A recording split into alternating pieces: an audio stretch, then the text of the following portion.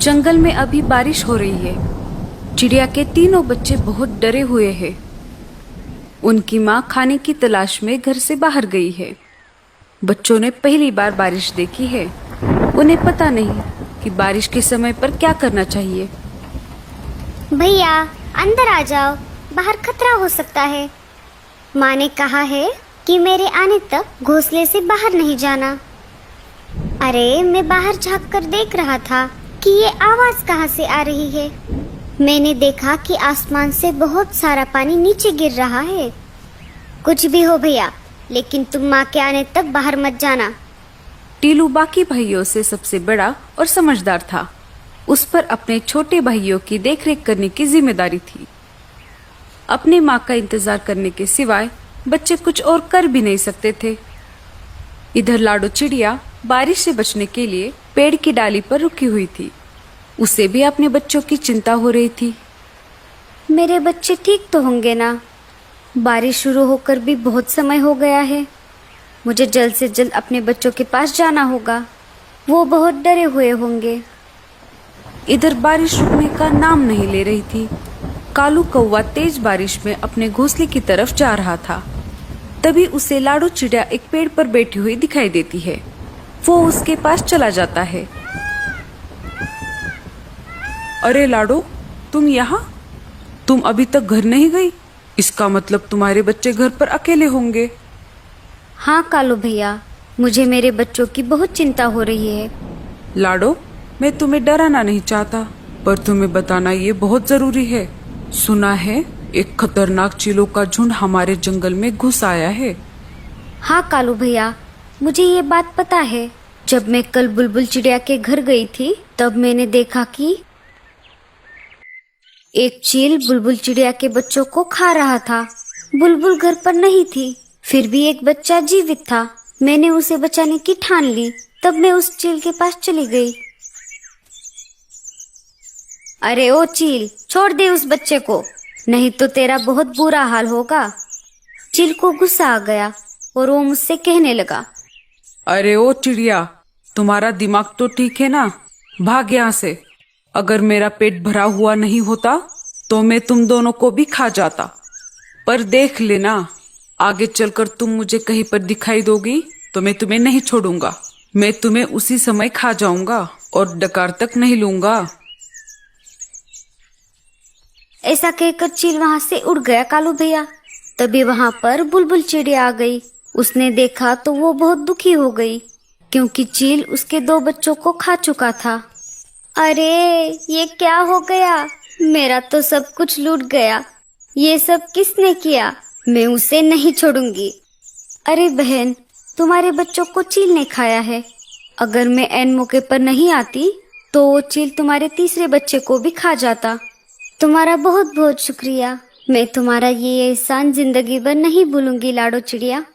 पर मैं अब उस चील को नहीं छोड़ूंगी। मैं उसे जान से मार दूंगी। वो मेरे आखिरी बच्चे को कभी भी खाने आ सकता है।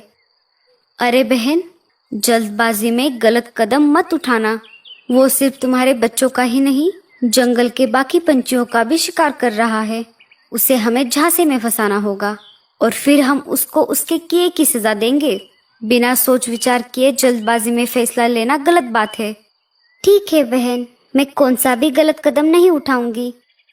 अच्छा, तो ये सब हुआ था। बुलबुल चिड़िया के साथ तो बहुत बुरा हुआ। हम उस चील को तो क्या, बाकी सारे चीलों को भी नहीं छोड़ेंगे। हम उन सब को जंगल से खदेड़ देंगे। तुम जल्दी घर जाओ। हाँ कालू भैया, बारिश रुके या ना रुके, मुझे कैसे भी करके मेरे बच्चों के पास जाना होगा। ठीक है लाडो, मैं चलता हूँ। कालू वहां से निकल जाता है।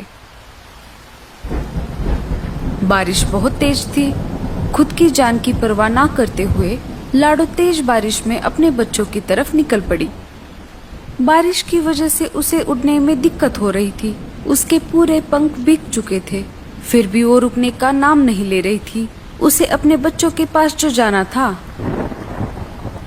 वो देखो, अपना शिकार हमारी तरफ खुद चल कर आ रहा है। इस तेज बारिश में इसे खाने का मजा बहुत आएगा। अरे दोस्तों, मेरे पास तो मिर्च मसाला भी है। उस चिड़िया को खाकर हम तीनों का पेट भर जाएगा। लाडो चिड़िया शिकारी पंछियों के पास आ जाती है। अरे ओ चिड़िया, रुक जाओ, इतनी तेज बारिश में कहाँ जा रही हो? लाडो चिड़िया शिकारी पंछियों को देखकर बहुत डर जाती है। लाडो चिड़िया बहुत ही होशियार और समझदार थी, साथ ही साथ वो निडर भी थी। उसने चीलों के साथ सामना करने का फैसला लिया। जी जी, मैं अपने घर जा रही हूँ। ऐसे कैसे जाओगी? अब तुम हमारे इलाके में आ चुकी हो। अब तुम अपने घर जाने की बजाय सीधा हमारे पेट में जाने वाली हो। उनकी ये बात सुनकर लाडो चिड़िया बहुत डर जाती है। उसे कुछ भी समझ नहीं आ रहा था। तभी लाडो के मन में एक आइडिया आ जाती है। मुझे कैसे भी करके इन सब से छुटकारा पाना होगा। अरे भाइयों, आप मुझे कैसे खा सकते हो? मुझे पहले से ही किसी ने खाने के लिए रिजर्वेशन करके रखा है। क्या? ऐसे कैसे? कौन है वो जो हमारे होते हुए भी तुम्हें खाने के लिए रिजर्वेशन करके बैठा है? वो दूसरे तीसरे कोई नहीं, मेरे खुद के पति है, जो कि एक चील है। मैंने जन्म भर उनकी सेवा की, 3 प्यारे प्यारे बच्चे दिए, फिर भी वो मुझे खाना चाहते हैं। क्या कोई अपनी खुद की बीवी को खा सकता है भला? कौन अपने बीवी को खाना चाहेगा जो जंगल में बाकी सारे इतने पंछी हैं? हाँ भैया, कोई नहीं चाहेगा, पर मेरा पति चाहता है। यही नहीं, उसने मेरे 3 बच्चों को भी खा लिया है। अगर तुमने मुझे खा लिया तो वो तुम्हें नहीं छोड़ेंगे। मुझे खाने का हक सिर्फ उन्हीं का है। किसकी इतनी हिम्मत है जो हमसे टकराए? अगर है हिम्मत तो चलो मेरे पति के पास, एक बार लड़कर भी देख लो। अगर तुम जीत जाओगे तो मुझे खा लेना। बताओ, है मंजूर? हाँ हाँ, चलो, हम देख लेंगे उसको। लाडो चिड़िया निकल पड़ी उस शिकारी चील की तलाश में जिसने बुलबुल चिड़िया के बच्चों को खाया था। लाडो चिड़िया आगे आगे उड़ रही थी और शिकारी चील उल्लू के साथ साथ पीछे उड़ रहा था।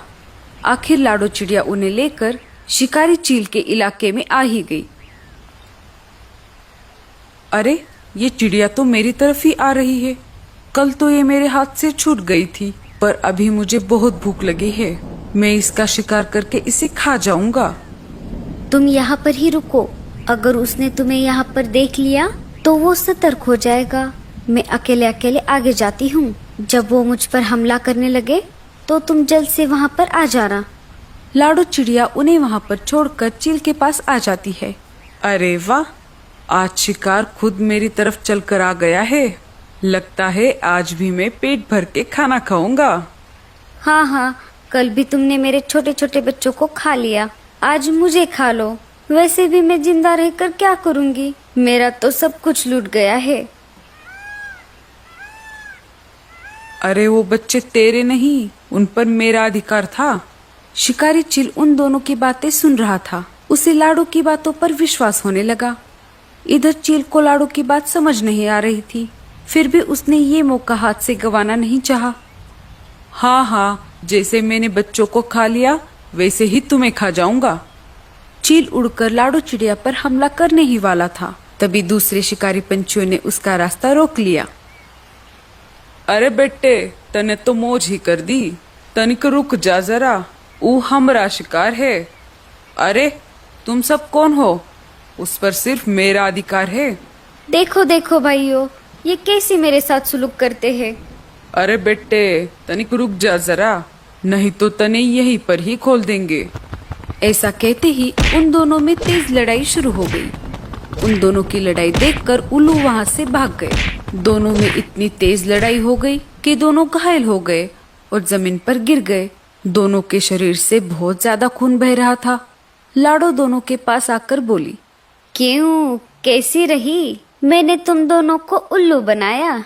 ना ही मैं इसकी बीवी हूँ और ना ही इसने मेरे बच्चों को खाया है। मैंने जानबूझकर तुम दोनों में झगड़ा लगवाया ताकि जंगल के बाकी पशु पक्षी सुरक्षित रह सके।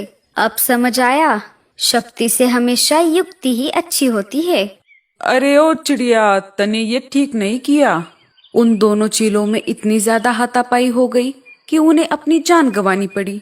चलो, इनका काम तो तमाम हो गया।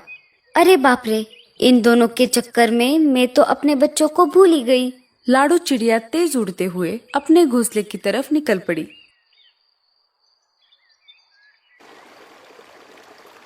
उसने देखा तो उसके घोंसले में पानी घुस गया था और उसके बच्चे भी कहीं पर दिखाई नहीं दे रहे थे। अरे नहीं, ये क्या हो गया? अरे बाप रे, मेरे बच्चे कहाँ पर गए? तभी वहां पर कालू कौवा आ जाता है। अरे लाडो, तुम रो मत, तुम्हारे बच्चे सही सलामत है। जब मैं मेरे घोंसले की तरफ जा रहा था तो मैंने देखा तो तुम्हारे घोंसले में पानी भर रहा था और बच्चे भी पानी में डूब रहे थे। मैं बच्चों को वहां से निकालकर अपने घोंसले में लेकर आया। चलो, बच्चे कब से तुम्हारा इंतजार कर रहे हैं। लाडो कालू कौवे के घर पर आ जाती है। अपनी माँ को देखकर बच्चों ने उसे अपने गले से लगा लिया। माँ, तुम कहाँ थी इतनी देर? हमने तुम्हारा कितना इंतजार किया। अगर कालू मामा नहीं होते तो क्या होता? कालू भैया, तुम्हारा बहुत बहुत शुक्रिया।